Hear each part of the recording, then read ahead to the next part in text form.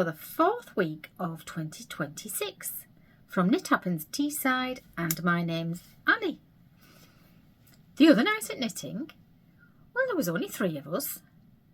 So there was Helen, and she had some bags of yarn, and she had her book that's like her yarn Bible. So in this book she's got samples and amounts and plans of what she's going to do with different yarns.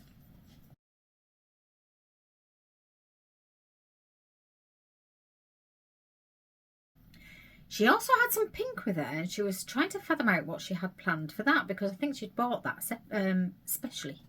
especially. Or maybe all of it's bought especially. Knowing Helen, it probably is. So Jill and Fee weren't there, but Fee's finished the socks and the recipient is very pleased with them.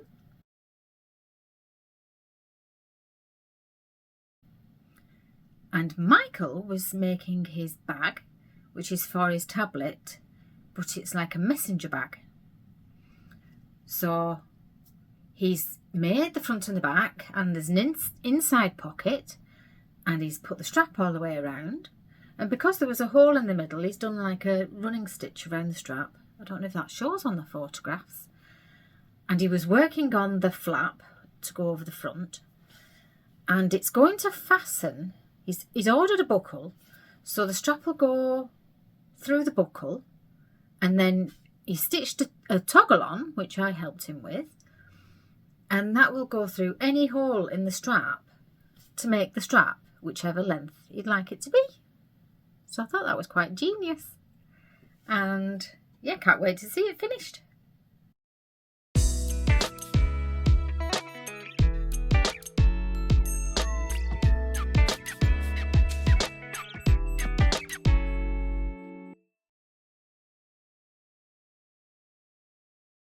I was working on my Douglas cardigan, which is another stash cardigan. I've got 2 stash cardigans on the go. Now it's by Andrea Mowbray, and it's, well, I showed you last week, and it is on a long needle, and it was kind of fitting round my bottom. And I know the button stand is quite wide. I think she said about 2.5 inches on the front of this cardigan. So I had that leeway, but I still decided that my rib wasn't big enough. So instead of starting the rib again, I did undo the stripes, but I cheated. I'll show you my cheat. If I can find it. I will be able to find it. It's not that good. This end has got a section added to it. There. So I decided I needed the next size up, and hopefully the whole garment won't be too sloppy, because that might not suit me, as I was talking about that last week about my shape, because I'm quite sort of neat at the top, but I have hips, and well, we'll see. So the pattern page on Ravelry shows Andrea wearing the cardigan.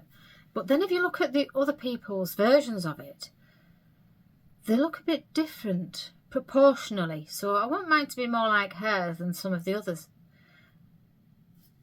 We'll have to see about that. I'm quite certain that the pockets are higher up on hers, and I quite fancy them higher up. Though there's not much. She's probably really tall, and it just won't work for me. So as I go, I'm going to decide how long I want it to be, because yes, if I just knit the size that it says, I think it'll probably be too long. So this is what I've got back to.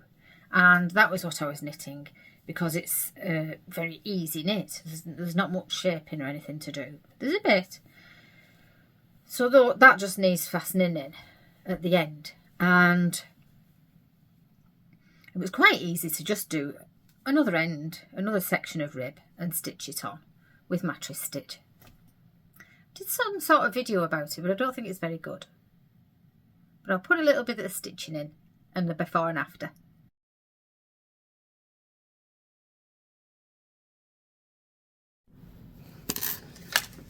So this is what I've knitted, and oh look, the thread's at the right side, and my other rib's still on the same needle, and I'm going to join them together there.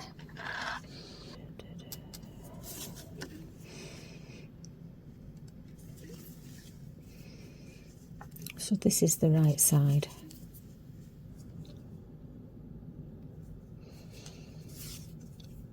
We call this,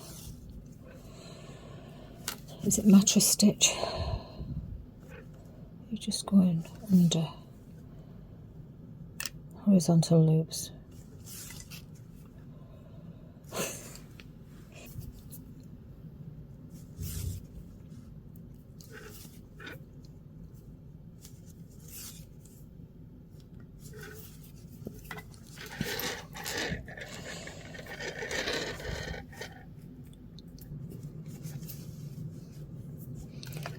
Just step by step.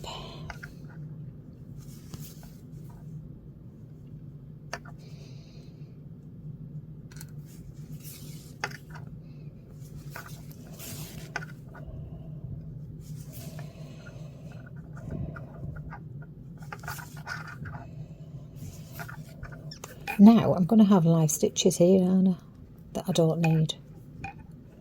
So I am ready to cast on another colour on it. If I put that through there, I can fasten that off later. Oh, but those stitches are secure, so when I get to those I'll drop them and then knit across these ones.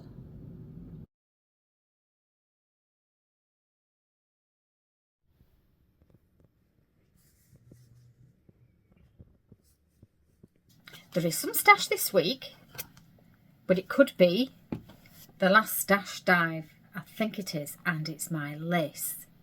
So underneath my dressing table there's 2 containers and you have to move one to get the other one out. So I didn't get it out before, but that's what's here for you now. Oh, went to Oldham, got some yarn. Hello again.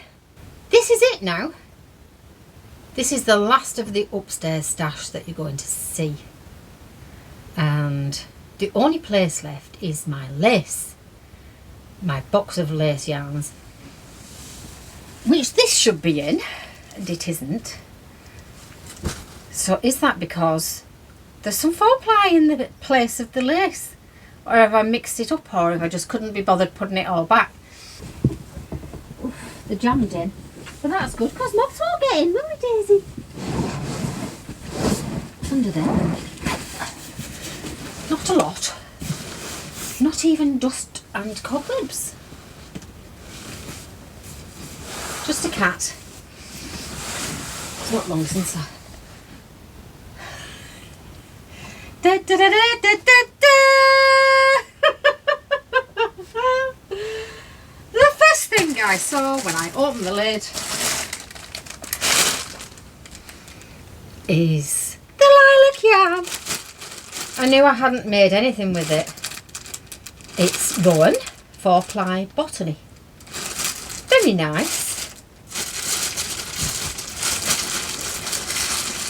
Very, very nice shade of lilac. There you go. You thought I was kidding you, didn't you? I thought I was going a little bit crazy. 100% pure new wool. Can be machine washed at 40. Ideal. Got me another job cut out. I want to make myself some cardies. There's not enough time to make everything that I want to make for myself and other people. Obviously I can make my things whenever, but when you've made a lot for someone else, even if it's your grandchild, you feel like making something for yourself, don't you? So I had started to make something with it and ceased to make that. So now it's here. We've got it, Daisy. Where Daisy's going. Right then, what else is in here? More 4-ply. Louisa Harding, Oriel, which is, ooh, 97 baby alpaca, 3% polyamide acrylic.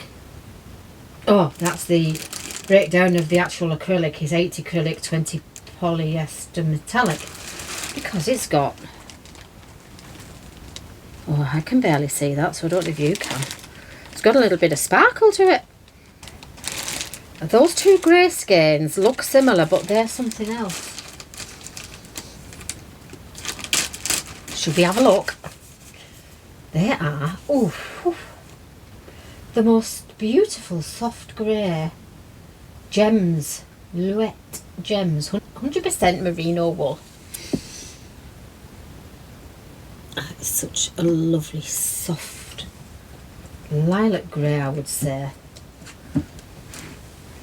What are you doing? She's just here. You've not been on the other films. She's a funny cat. She's quite a solitary soul. She's rescue. Don't know anything about her history, only we couldn't touch her when we first got her. We've now had her for, it's gone a year. It was a year in November. And she's got white paws. And come on here. She's tried sleeping with us, but she doesn't. And you've tried sleeping in lots of places, haven't you, Daisy? And really, she just likes to chill out on her own. And probably her feet are more interesting than my face. Come on then. There we go. That was Daisy. Bits off. Then she got, yeah, she was feisty. And then she was a bit playful. And she won't really sit on your knee, but she'll use your knee to jump onto access elsewhere. And she'll sit behind me, and she doesn't really purr, and the best thing about cats is their purr, but she doesn't.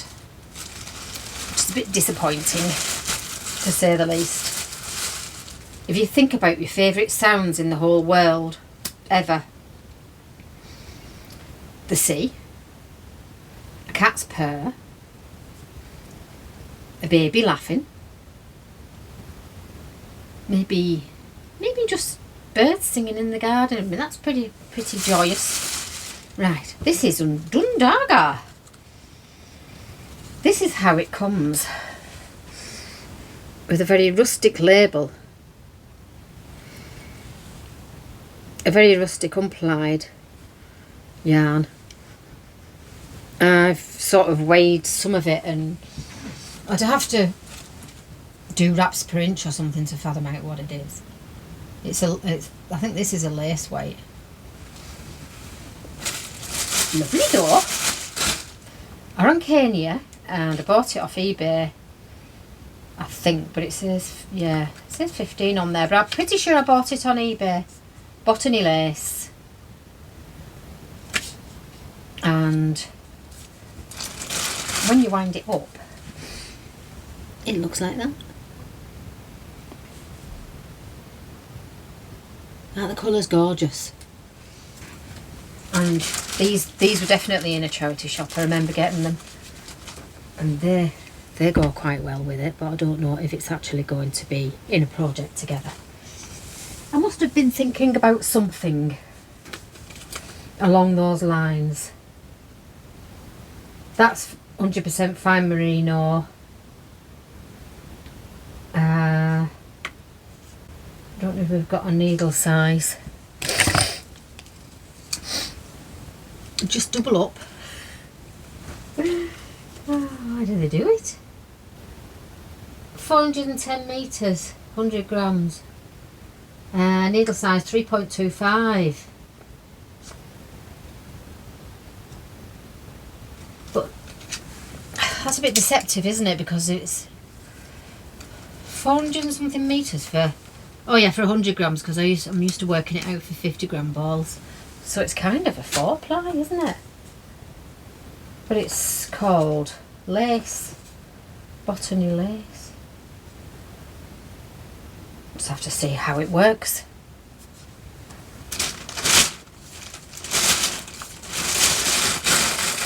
So this is definitely, so far, 4-ply, borderline 4-ply or lace.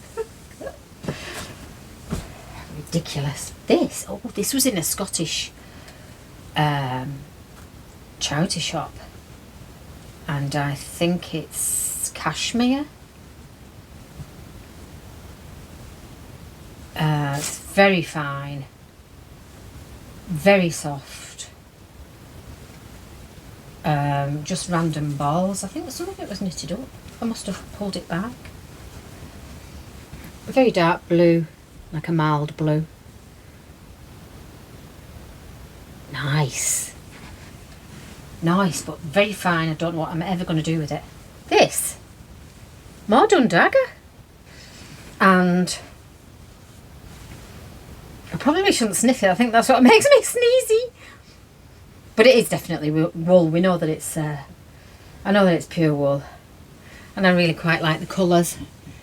I don't know how much is on it. I'd have to check my listing. I need to label things. This I had a plan for,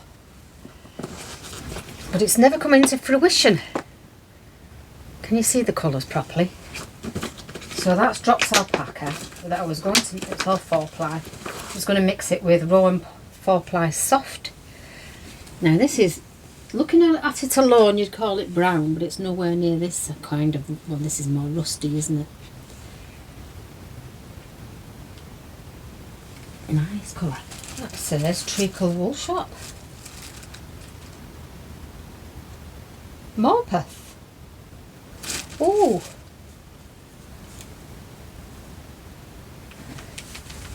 I did not go, I've been to Morpeth, but I did not go buy this from Morpeth, so this must have been bought online, or somebody else bought it and I found it in a charity shop. So that's just drops alpaca.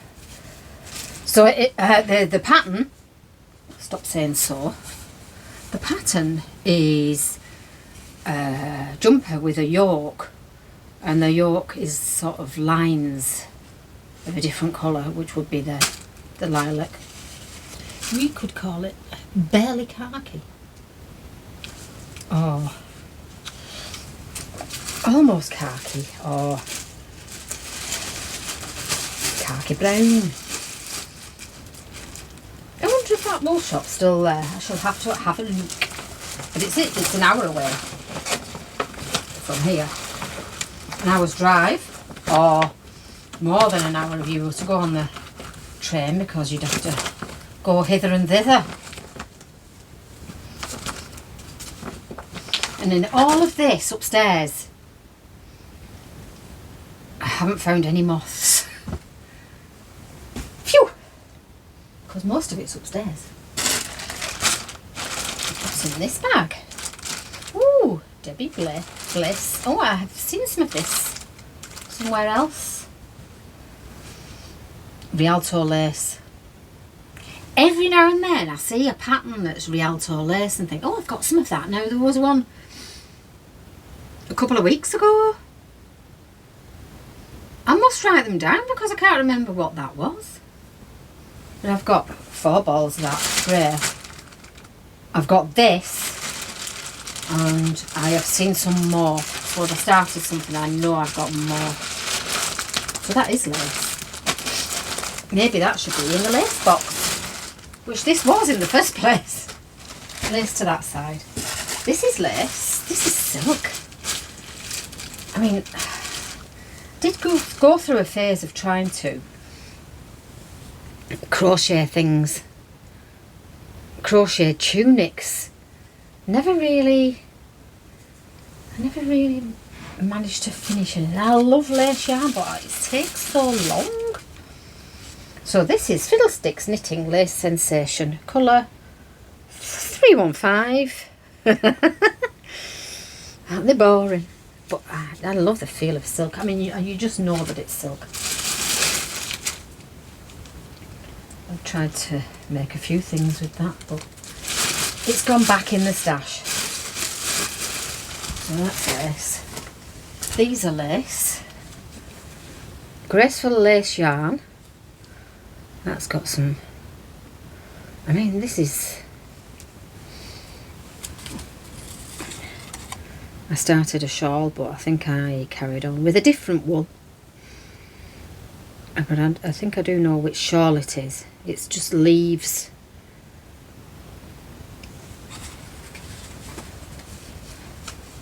A lot of knitting in that. I don't know why the ball band doesn't fit that one. And then this is Yarn Place Graceful Lace Yarn. So they are the same, different labels. And that's more muted tones than this one that gets a little bit wild. But they've got 902 yards on them, which is rather a lot. 903 yards on this one. I wonder what happened there. It should probably be in plastic as well as in the box. And Jill gave me this. It's Manos lace, and she said it wasn't her colour. And I sort of steer away from reds and plums, but it's not unlike what I'm wearing.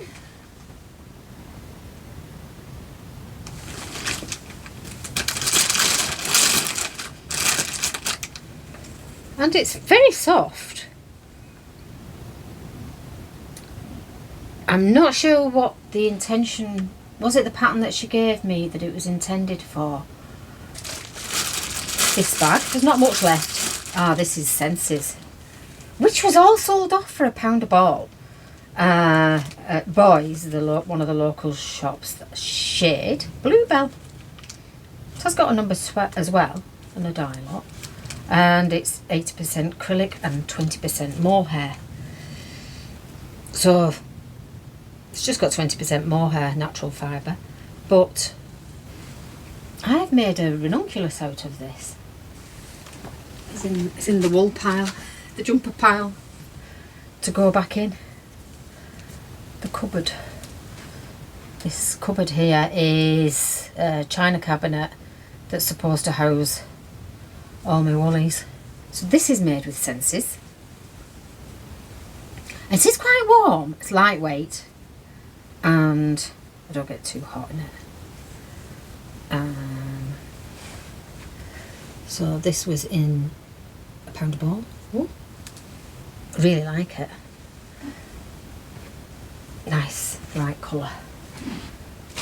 So I bought the blue, and I bought some khaki green, and I bought black, so it's like a slightly variegated. Right, there's only 2 bags left. This is, I think this is linen.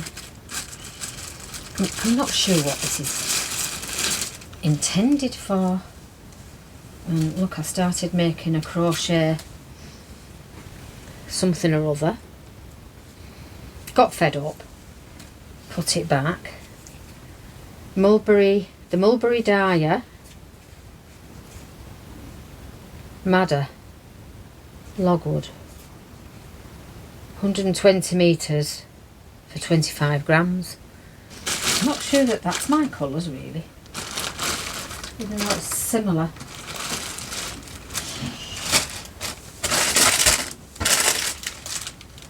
And the last but not least is a very noisy bag.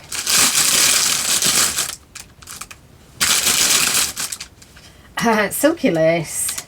So it's made with mulberry silk, and it's for 50 grams. You've got 394 yards, and the content would be, I don't think it's complete silk. Ooh, that would be quite luxurious though, wouldn't it, if it was? Huddersfield, Brooks Mill, Armitage Bridge, Huddersfield, West Yorkshire. Ooh. 65% cotton, 35% silk. 394 yards. You'd only need a couple. You'd only need a couple, wouldn't you, to make something? Lovely lilac again. It has to be something summery, because otherwise... Good looking. Yeah, it's quite clean behind there. It has must be something quite summery, obviously, because it's cotton and silk. It does feel really lovely. We've got quite a lot of the same colour going on here, haven't we? It's either lilac or plum. It's the same colour as this. Similar. Very, very, very similar. I think there's only so many dyes available. So I found it. And now I have to do a gauge swatch for that. No signs of any moths. Really in any of this upstairs, so that's good. I think they are contained to downstairs. So that is it from the upstairs yarn stash of Annie. Why did I buy it? Because it was there. It's a Twilies, 100% Twilies mohair. That's why I bought it. 200 yards on that.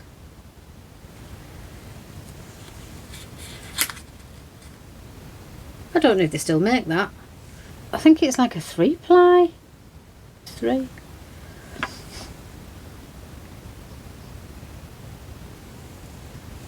And last week's stash dive showed the moths, didn't it? Well, the basket is still outside, don't worry about it. And it probably will be binned, but it was a nice basket. I had a matching pair, actually. There was 2. It's either that or a jet wash, or even dip it in the pond, because the fish might like to eat them. I think the thing that I need to worry about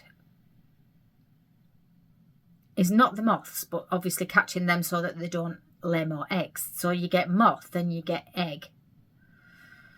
And then it's the egg that turns into the little creepy pupa thing with a little house. And obviously they're the things that munch, but they're quite visible. And it's the eggs that are the problem, isn't it? It's all of it that's the problem, because if a moth can lay like 50 to 100 eggs or something every sesh, then that's a problem. And the eggs all hatch out into the little munchers, and that's the problem. But at least you can see them better than you can see the eggs. Anyway, it's all been cleaned under there, and I am resolved to doing regular checks. So my other knitting, now I know that it's the zaneteknits, Rujuu, Knitalong, Yoke-along. I think it might be a third Yoke-along that she's doing, but it's got a name and it's Rujuu. This is Eyelets and Lace cardigan by Sweater Babe, and I've worn it before, but it's one of my favourites. I like how it's got a nice neckline, but it comes quite high here, and then it fits nice, and it's quite a quick knit because it's quite thick. Pardon me, iron or chunky, but it's just, I don't know, it's really wearable. It's one of my favourites, and I've decided I need more cardigans in my life. So there's the Douglas cardigan, and then there's this Rujuu. So if you don't want to see the Rujuu, don't pause your video. I am part way through the second clue, and it's going to be released over 7 weeks. So the first clue is now. That's the first clue, and what we have is short row shaping around the back. But what I have probably done, because when I'm doing short row shaping, I usually add a bit more. I like about 1.5 to 2 inches more at the back than the front, and some patterns only give you 1 inch. So I made sure I had that much, and I don't know what the pattern said because I was doing my own thing and winging it at that point. Right, so now so we have colour work, and I'm nearly finished with the colour work section. So if you don't want to see the second week, but you did want to see the first week, so we'll catch up, because, well, it's a bit of a spoiler, isn't it? I'm not quite sure whether to show it or not. I could be just a week behind and then everybody will be happy with me. I might just do that. So we've got more colour work going on there, and the colours are reversed. So the first clue, let's go closer. The first clue is, and this is Aran Way is a pale background with a darker motif, and the second clue swaps that round. So that's one little thing. But what I'm working with is, this is Aran, it's like Debbie Bliss tweed, and this is Rowan wool cotton. And it's got a bit of floof, so the colour work was a little bit tricky. It is, at times it just gets a bit stuck with the other one. If they were both fluffy, then I'd be absolutely stuck. But I've kind of managed all right. I think it's okay. I'm not absolutely certain if I like it. This is the issue with doing something that's a mystery, but well, it's nice. It's lovely. It's just whether it's me and my taste. So if I don't wear it, I'll just probably give it to Emily to wear. Win-win, really, isn't it? I've got somebody to give good warm knitwear, and she'll like it because it's all wool, so I'll keep her nice and warm. She does appreciate wool. I was in Manchester because it was, we had a protest, and it was quite a lot of groups that had come together. And when I'm at Let Women, there was people I know through Let Women Speak, but when I'm at Let Women Speak, it's usually more women and not so many men, but it was a good mix this time, and a good amount of people there. And I made a sign. We had the cast report, didn't we? And they decided that it was really bad news to do medical tests on children. So, well, it wasn't tests. At that point, it was puberty blockers, and they decided that it wasn't a good idea to give them to them. Now, the Tavistock clinic was closed down, but I think a couple of thousand, there was quite a lot of children who'd been given puberty blockers. I know sometimes they are necessary, but for different reasons. They haven't got all the information now it's been closed down, because my argument would have been, well, why test more children and not test the ones who've already had the drugs? So apparently records aren't available for all those children. I don't know if they can chase them up. And they plan to give puberty blockers to around about 230 children, some as young as 10, I think. And then they're going to test them for various things, including bone density, due to osteoporosis, I'm assuming. Probably life expectancy and brain development, because puberty is essential for development, not just into men and women, but for all of your body. So I made this sign, because Wes Streeting is our health secretary, and he's also a gay man, so he should understand a little bit of, not necessarily dysmorphia, but not feeling in, like you fit in. And he should understand that really it could be a case of transing away the gay, which is why a lot of people who are gay are involved in the fight against trans and puberty blockers and cross-sex hormones and things like that. And detransitioners too, because they know that the damage, and they know that ultimately, I'm not saying all of them, but ultimately quite a lot of them were just gay, and it comes from a homophobic place, that they think they're in the wrong body maybe, or an autistic place. Anyway, it's quite complicated, and I did pick up a leaflet that's got some details on, so I'll put that on now, and then that will give you more idea, because I'm not that great with all my facts, but I'm quite good at doing posters and being gobby.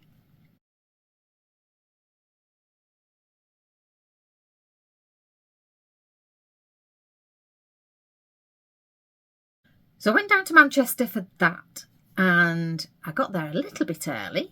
So as I left the station, which is a beautiful building, I'm glad I came into Victoria and not Piccadilly Station. There was a memorial to the victims of the terrorist attack at the arena, and I think that was 9 years ago now. So I had a good look at that, because I haven't been to Manchester for quite a while.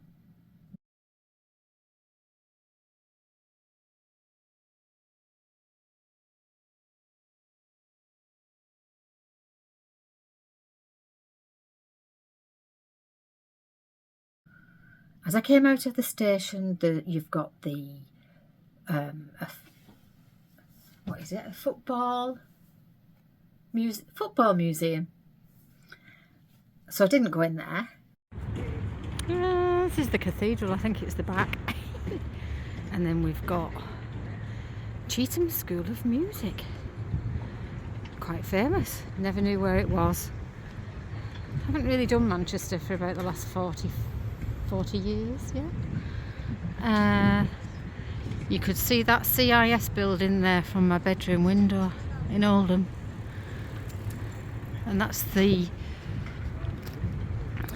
National Football Museum.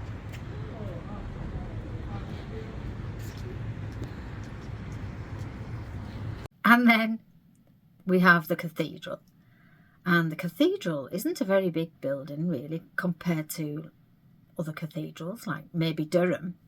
And it was just like a church, really, but lovely.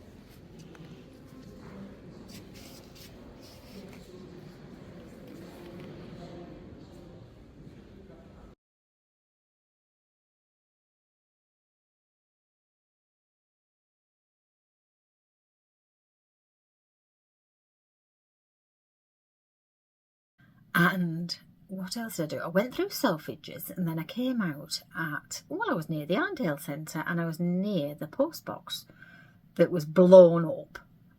Well, the street around it was blown up, but the post box survived. And I think that was the IRA attack in the 80s. I remember it happening around Marks and Spencer's, and everything was shut down for quite a while in that area.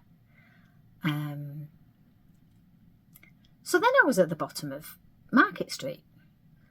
So I thought, well, I might as well go to Piccadilly Gardens, where all the YouTubers hang out and the street auditors, which I do watch quite a lot. I'll list some of them underneath. If I don't do it straight away, it will get done during the week. And so I walked up there. On the way, I went to the food hall because all the restaurants were kind of empty and I didn't really fancy anything. And I had a lovely piece of salmon with some rice, and it was all flavoured with dill, and some salad with lovely olives. And it was all very tasty. So after that, do you buy olives and some of them are nice and some of them are real horrible.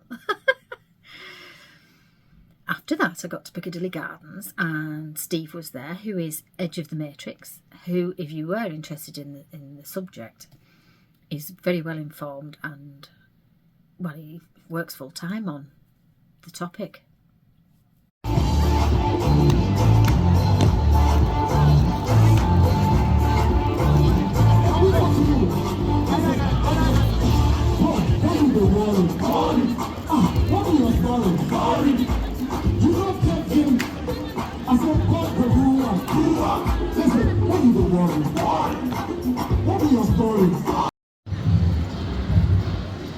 You see this on all the street auditors. I don't think you see this side, which is a bit nicer. Lush, Occitane. Oh, Hotel Chocolat.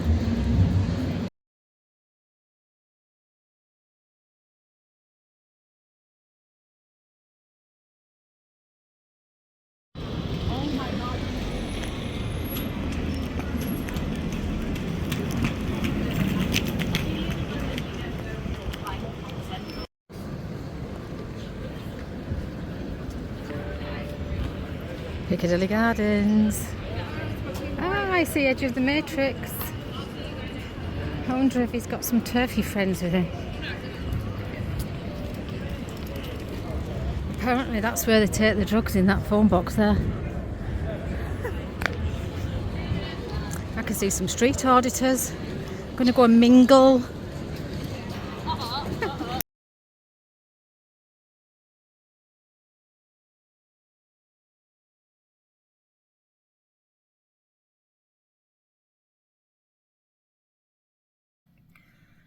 So he was there trying to speak to people, and there was a man with a cross who was obviously a Christian. There was a few Christians about. There were some Christians dancing as well. They were happy. And then I walked down to the protest. And when we got to St. Peter's Square, there was a protest by there were Iranians who are against the regime and for the Crown Prince to be back in charge in Iran. It was a really large protest and quite loud, passionate, and actually the YouTubers were commenting on what a good protest it was, because they had the music and the chants, and well, you know, there's been a lot of people killed, which is why a lot of these people aren't in Iran.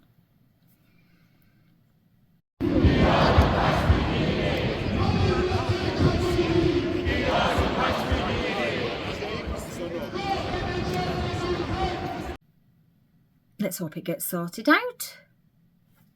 I mean, things are happening, maybe it will.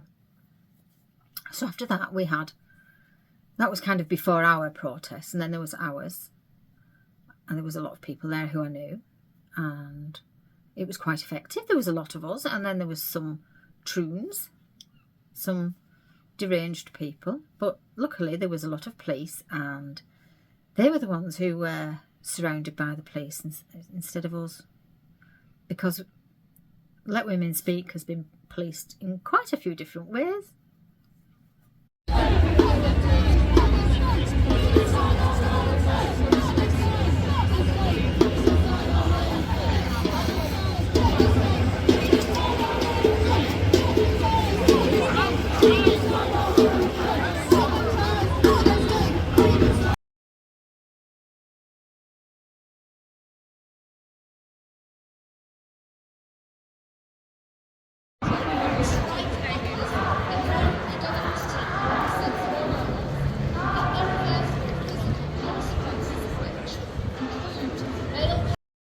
Feeds on the bodies and minds of the most vulnerable. We know that the kids most likely to fall for this lie are those that are autistic, those that are most likely to grow up to be lesbian, bisexual or gay, those in care, those who have been abused, those who simply don't fit in. Those aren't kids that need their bodies to be fixed. They need proper mental health support and compassion. They don't need to be reduced to a trans child. They need to be seen as actual human beings with their own stories, circumstances. It's just total pants, Daisy. I bought a cheap microphone. I know this one works quite well, but it was being a bit tricky, but I think that was the port on my phone instead. So I've had to record this twice. It really was bad. It sounded like I was in the bathroom with the door shut. I took my sock with me, and the second sock is neater than the first. So that's increases.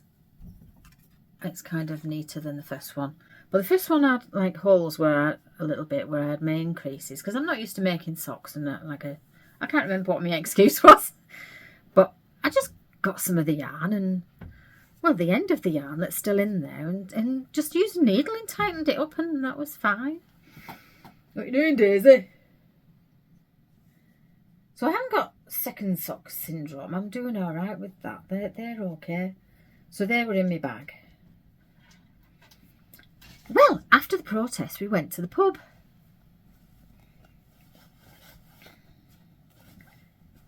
It was amazing. So me and Neil and I sat at a table. Oh, it was nice because we got a radiator.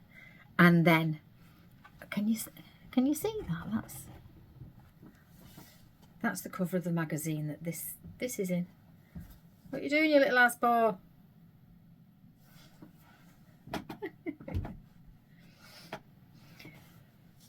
We sat at a table. We had a radiator. It was lovely warm. We got a drink, and then a couple of guys arrived, and they said, "Oh, can we sit there?" I think maybe because they weren't sitting with a load of women, and there was Neil and me, and so they sat next to us. And at this point, we hadn't got anything out, and I had taken a drop spindle and a little bit of fleece, and Neil had a bit of fleece. So I took the drop spindle down for Neil to have a go with.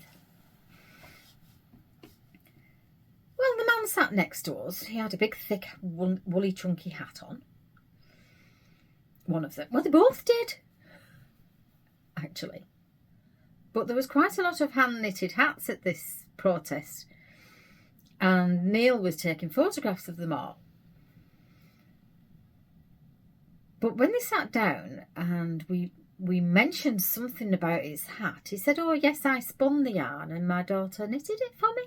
Or crocheted it for me." And Neil were absolutely gobsmacked. We were like, "Did you hear that?" Because you just don't, it's not that common, is it? It was not here. Here it isn't very common, I don't think. So he said, "Oh, yes." He said, "Well, I had a fleece. And I knew I had, he did mention a spinning wheel, but I think he used that afterwards, and he made his own using a bicycle wheel, and he showed us a video that he'd found." And he said, "So I knew I had a fleece." And I thought, well, I can spin that. And made this chunky hat. Made the fleece to make this chunky hat. So we had a really interesting conversation, but we still couldn't believe it. It was such a... Oh, she's been in a right funny mood for about an hour, at least, dashing about. So hopefully Neil gets along with the drop spindle, but it is a bottom weighted. I couldn't remember because I really haven't used it very much, and I think in the spinning group they were saying a top loaded one would be better. But he did all right straight away. So he just needs fine tuning, really. I'm sure he'll be fine.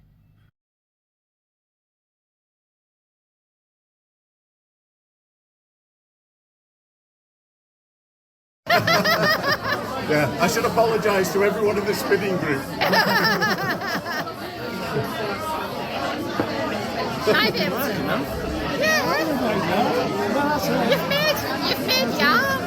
I've got a big lumpy bit there. You might have to undo it a bit and get it out. Yeah, but it's getting too far. And he gave me that. So, I think I've told you all about everything again. So, more news, maybe next week.